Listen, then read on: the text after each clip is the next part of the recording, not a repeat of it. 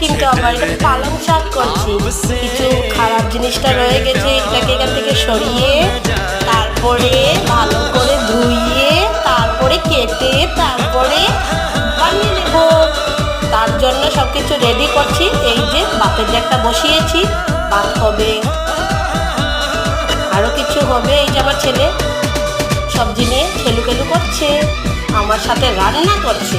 ও রান্না করছে আমার সাথে, করবে ভবিষ্যতে, আশা রাখি আমি নিরাশা হই না।